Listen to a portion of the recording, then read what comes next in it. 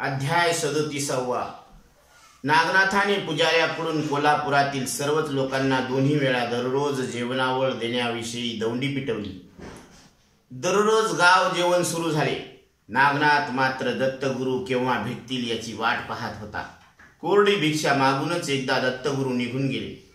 आपण काशीत ज्याला अन्नसिद्धी दिली तोच नागनाथ नेमका कोल्हापुरात येऊन अन्नदान करतो आणि तेही हे माझ्या भेटीसाठीच असेही दत्तगुरूंनी ताडले.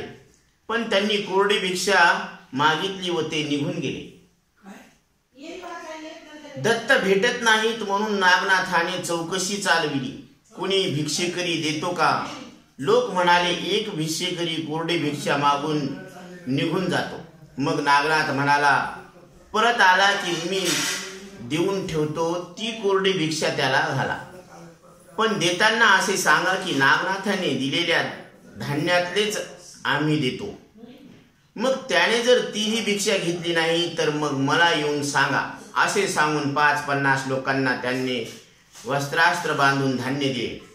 एकदा दारात तो भिक्षेकरी आला. लगेच एक माणूस त्याला 2 मुठी तांदूळ घालून म्हणाला, महाराज, ही भिक्षा चालते का?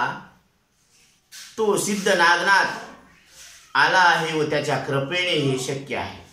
ते वाक्य ऐकताच भिक्षेकरी पटकन झोळी घेऊन देत 2 पावले मागे सरले. नाही, आम्हाला नागनाथाचे अन्न नको.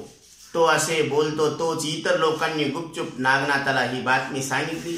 नागनाथ तात्काळ धावला. त्याने पुढे जाऊन त्यांच्या पायांना मिठी मारली आणि तो म्हणाला, गुरु महाराज, मी तुमच्या शिवाय घोर रानात का हो पडलो आहे? तेव्हा दत्तांनी त्याला प्रेमाने उठवले. माझ्या बाळा, रडू नको, चल, मी तुला या शोक सागरातून वर काढतो.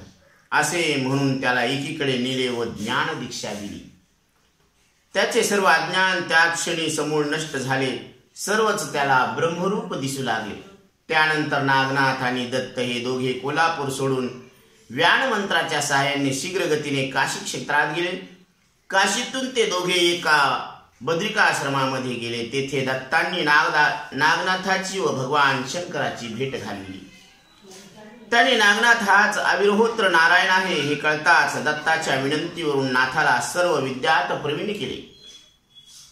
12 वर्ष तप करून घेतले. नाथपंथाचा वेश व सर्व सिद्धी दिल्या. मग वरदान देणाऱ्या सर्व देवांना नाथांचे संतुष्ट केले. दत्तांनी नंतर नागनाथाला तीर्थ करण्यास सांगितले. तीर्थयात्रा करण्यास सांगताना दत्त गिरनार पर्वतावर निघून गेले. नागनाथ गावोगावी हिंडू लागला. तो बालेघाटात आला. त्याचा प्रभाव लोकात फारच वाढला. लोकांच्या आग्रहावरून तो वडवाल या गावी राहू लागला. पुढे एकदा त्याची कीर्ती ऐकून मच्छिंद्रनाथ त्यांची भेट घ्यायला आला. तो मच्छिंद्रनाथाच्या पाया पडला. प्रेमाने मच्छिंद्र नागनाथ एकत्रित राहिले. काही दिवसांनी मच्छिंद्राने विषय काढला, नागनाथा, दारावर शिष्य पहारी करी का ठेवतोस? नागनाथ म्हणाला, मी ध्यानस्थ असतो. वाटेत तेव्हा लोक येतात, मला त्रास देतात म्हणून मच्छिंद्र म्हणाला, अरे, पण आपला जन्मच परोपकारासाठी आहे. अवतार घेऊन आलो ते दिनांचा उद्धार करायला. तू सर्वांना मुक्त दार ठेव. नागनाथाने ते मान्य केले. मग मच्छिंद्र तीर्थयात्रेसाठी निघून गेले. नागनाथ सर्वांना भेट देऊ लागला. सर्वांची दुःखे दूर करू लागला. नागनाथाने आपल्या भक्तांचा उद्धार केला. पुढे त्यांनी समाधी घेतली.